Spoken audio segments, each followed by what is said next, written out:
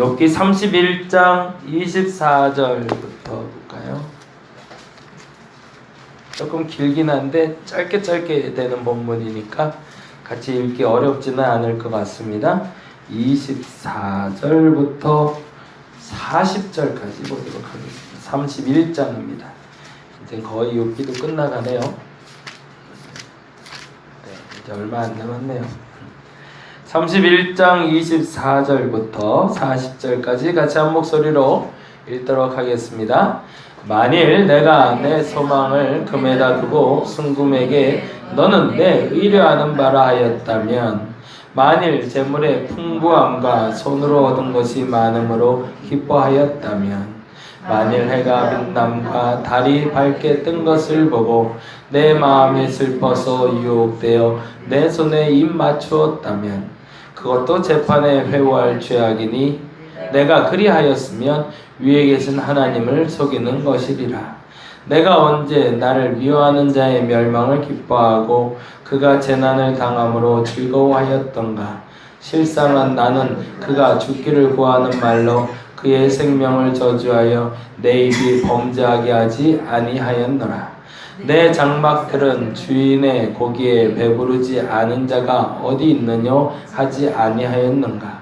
실상은 나그네가 거리에서 자지 아니하도록 나는 행인에게 내 문을 열어 주었노라. 내가 언제 다른 사람처럼 내 악행을 숨긴 일이 있거나 나의 죄악을 나의 품에 감추었으며, 내가 언제 큰 무리와 여러 종족의 수모가 두려워서 대문 밖으로 나가지 못하고 잠잠하였던가. 누구든지 나의 변명을 들어다오. 나의 서명이 여기 있으니 전능자가 내게 대답하시기를 바라노라. 나를 고발하는 자가 있다면 그에게 고소장을 쓰게 하라. 내가 그것을 어깨에 매기도 하고 왕관처럼 머리에 쓰기도 하리라. 내 걸음의 시효를 그에게 알리고 왕족처럼 그를 가까이 하였으리라. 만일 내 밭이 나를 향하여 부르짖고 밭이랑이 함께 울었다면, 만일 내가 값을 내지 않고 그 소출을 먹고 그 소유주가 생명을 잃게 하였다면, 밀 대신에 가시나무가 나고 보리 대신에 독보리가 나는 것이 마땅하니라 하고 욥의 말을 그치니라. 아멘. 이제 31장으로 욥의 마지막 변명이 끝나요.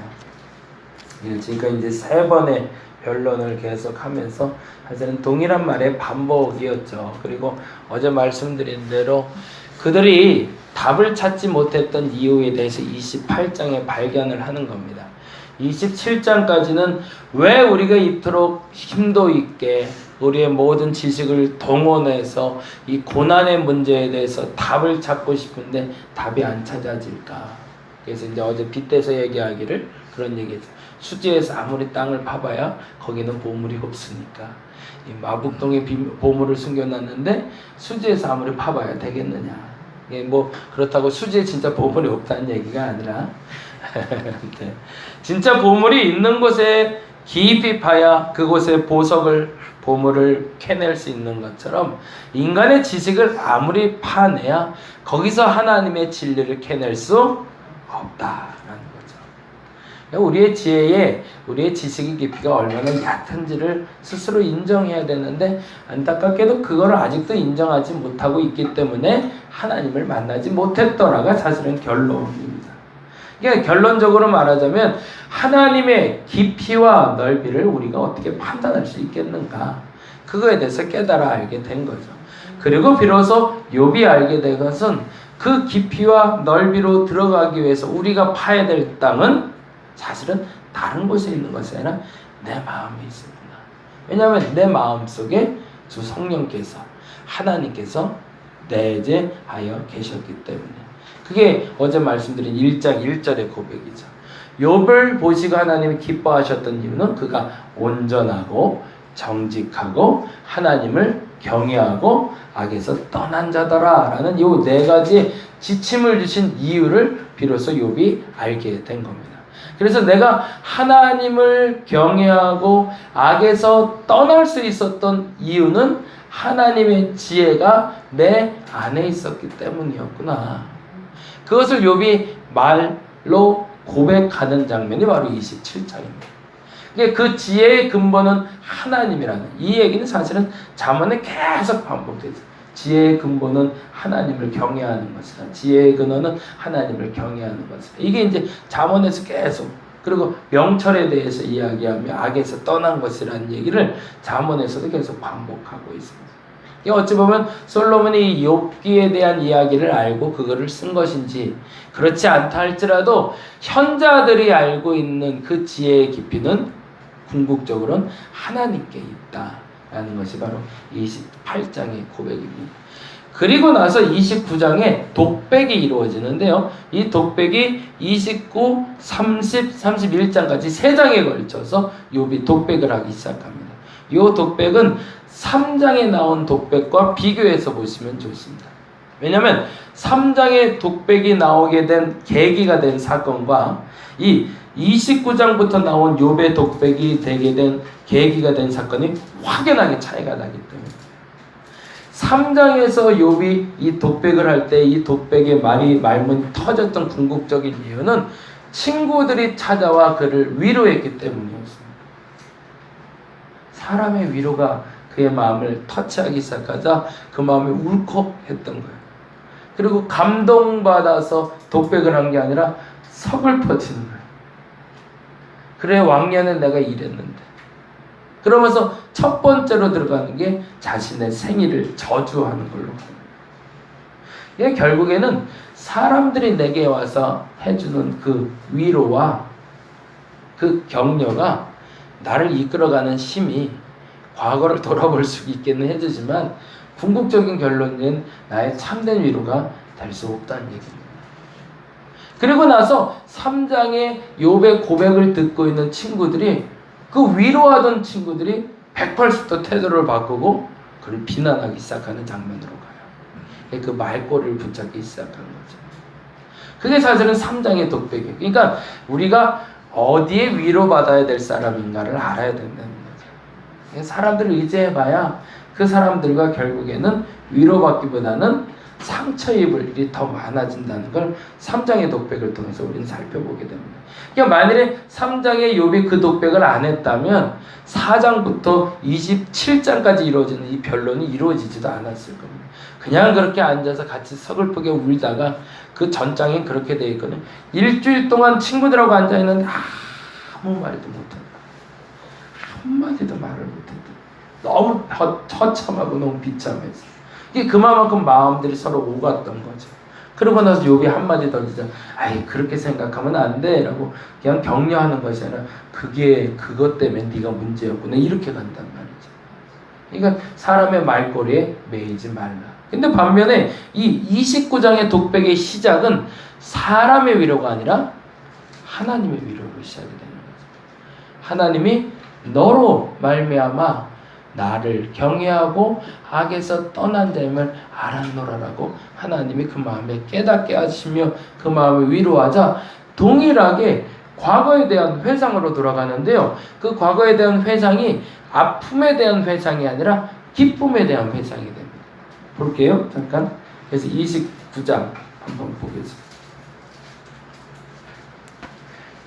욥의 과거에 대해서 3장에는 자기 생애를 저주하는 것으로 갔지만 29장에서 행복했던 기억을 회상하기 시작합니다. 왜 그랬을까? 하나님이 그를 위로하시면서 그와 함께 하셨던 하나님의 역사를 알려주시기 위해서입니다.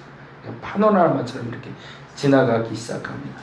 29장 1절 보겠습니다.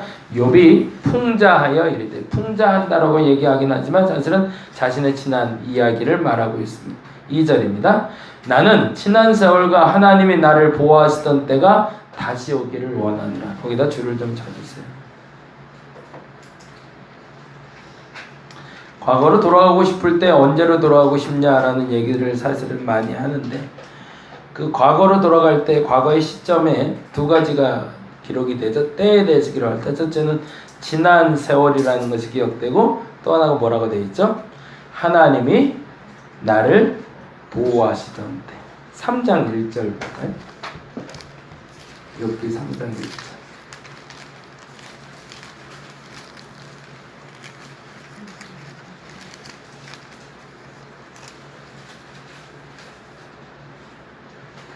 같이 보겠습니다. 3장 1절 같이 읽어보겠습니다.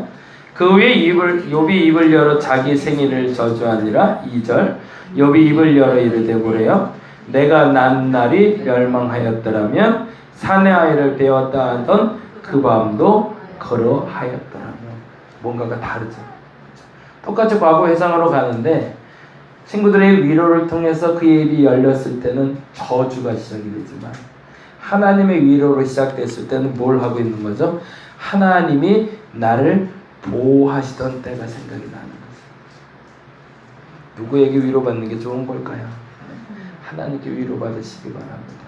그러면 하나님이 과거에 여러분 행복했던 때로 여러분을 인도해 주실 겁니다. 근데 그 행복은 내가 잘해서 행복한 게 아니라 뭐라고요? 하나님이 나를 보호하셨던 때. 다시 29장 갑니다. 29장 3절 같이 보겠습니다. 그때에는 그의 등불이 내 머리에 비추었고 내가 그의 빛을 힘입어 암흑에서도 걸어다녔느라. 알게 되는 거죠. 이제 과거에 내가 누렸던 복이 누구에게 온 것이다? 하나님께 온 것이다. 옛날엔 입으로만 고백했지만 이제는 깨달음으로 고백하고 있는 거죠. 주신 이도 하나님이요 걷어가신 이도 하나님이다. 그때는 말하기 쉬웠는데 고통당하고 나서 경험하니까 이제 깊이가 달라졌어요. 그냥 진짜 거저주신 거였구나. 진짜 거저주신 거였고 그게 다 하나님의 은덕이었구나. 하나님의 등불이 내 밑에 비추었기 때문에 그 어둠 가운데서 나는 걸어갈 수 있었구나. 한 개만 더 읽어볼게요. 4절 내가 원기 왕성한 날과 같이 지내기를 원하라. 그때는 하나님이 내 장막에 기름을 발라 주셨도다. 한 개 더 볼까요? 그때는 전능자가 아직도 나와 함께 계셨으니 나의 젊은이들이 나를 둘러 있었으며 점차 주께서 나와 그 어린 시절부터 나의 그 영화를 누릴 때 함께 하셨던 하나님에 대한 믿음의 고백을 하고 있습니다.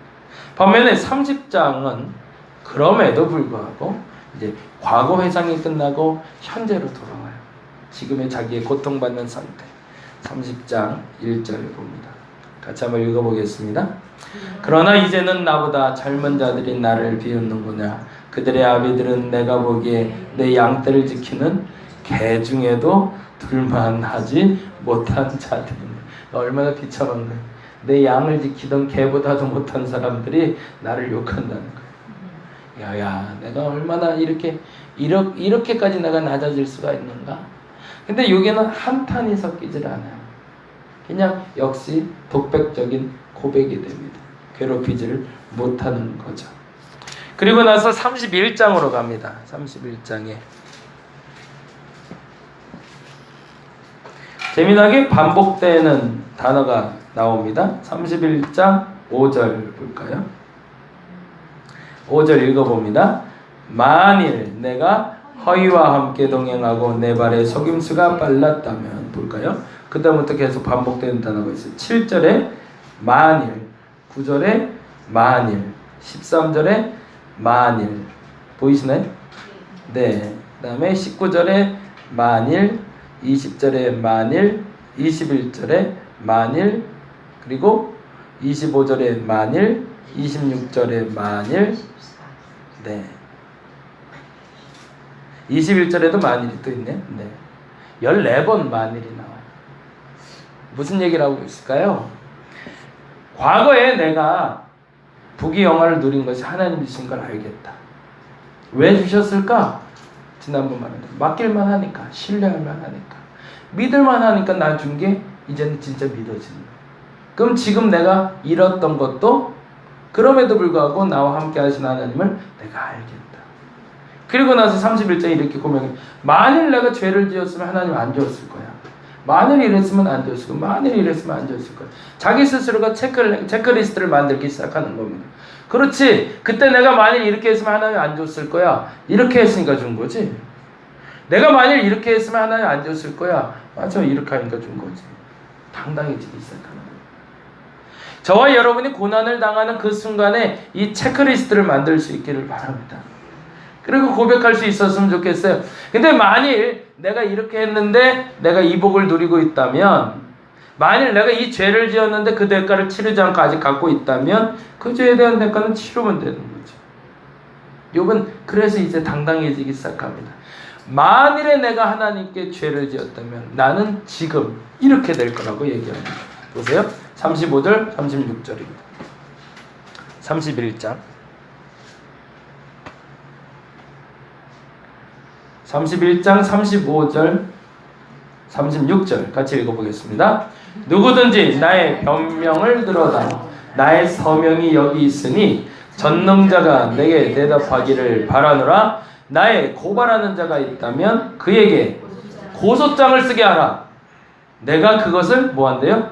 어깨에 매기도 하고 왕관처럼 머리에 쓰기도 하려면 당당해질 수 있는 거죠. 왜 그랬을까? 과거에 잘 됐을 때도 지금 망가졌을 때도 나는 결코 하나님을 떠나지 않았다라고 믿음으로 고백할 수 있는 믿음의 사람이기 때문에 그렇습니다. 그러니까 우리가 욥을 함부로 판단해서는 안 됩니다. 욥과 우리가 비슷하다라고도 말할 수가 없습니다. 왜냐하면 그는 그만큼 의로운 사람이었기 때문입니다. 과거에 잘 살았기 때문에, 현재 망했기 때문에 그 상황 불문하고 나는 하나님 앞에 의로운가? 과거에 잘 살았어? 난 하나님께 의로운 건가? 아니. 현재 망했기 때문에 난 하나님께 의롭지 않은가? 아니. 그 상황 불문하고 나는 그 어느 순간에도 의로울 수 있는가? 저와 여러분의 오늘의 기도의 제목이 되시길 바랍니다. 당당할 수 있으면 좋겠어요. 그 체크리스트를 오늘 한번 기도 제목으로 한번 적어보시기 바랍니다. 그래서 그 체크리스트에 만약 걸리는 게 있다면 빨리 회개하시고, 안 걸린 게 있다면 당당하게 선포하시기 바랍니다. 누구라도 고소장을 갖고 와라. 내가 왕관처럼 쓰고 다닐 테니. 그 말에 당당할 수 있는 저와 여러분 되시길 간절히 바랍니다. 기도하겠습니다. 과거에는, 왕년에는 이 말 안 할 수 있는 사람 없습니다. 왕년에 못 살았던 사람이 어디 있습니까? 왕년에 한 번쯤 한 주먹 또한 한 일 안 했던 사람들은 없습니다. 근데 중요한 게 그게 내 능력이었는가, 하나님이 주신 것이었는가 점검해 볼 수 있어야 됩니다. 하나님이 주신 것이 아니었다면 마음껏 버려야 되는 거고, 하나님이 주신 것이라 해도 그것에 내가 매일 필요가 없습니다. 지금 망가졌다 해도 이 망가짐이 나의 망가짐이 아니라 하나님이 과도게 해주시는 시련인 줄 믿사오니 내 또한 당당해집니다. 과거에 잘 살았다고, 현재에 망가졌다고, 그래서 하나님의 의로움을 가리는 어리석음 없게 하여 주옵시고, 과거와 현재와 상관없이 하나님의 의로움을 드러내는 우리가 되게 하여 주옵소서. 욥의 이 말 이후에 그의 친구들의 말이 막히고 맙니다. 당당하게 말할 수 있는 저들 되게 하여 주시옵소서. 감사합니다. 고마우신 예수님 이름으로 기도드렸습니다. 다 같이 기도하고 돌아가도록